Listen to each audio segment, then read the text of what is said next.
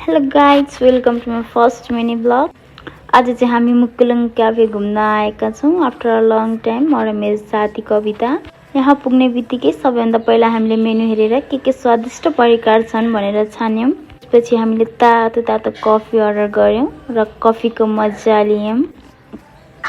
हामी कुराकानी गर्दै कफी खायौँ र त्यस पछाडि burger, French fry, veg momo र चिकन मोमोको स्वाद पनि लियौँ। सबै परिकार एकदमै स्वादिष्ट र स्वादिलो लाग्यो। राम्रो खाना सँगसँगै साथीसँग बसेर गफगाफ गर्न आफ्नै मजा हुन्छ नि, हैन र गाइज। त्यसपछि हामीले मिरर स्न्याप लियौँ। यो क्याफेको सजावट त झनै एकदमै मनमोहक रहेछ। विशेष गरी चाहिँ यहाँको एउटा सुन्दर एक्वेरियमले चाहिँ यस ठाउँलाई अझ आकर्षक बनाएको थियो।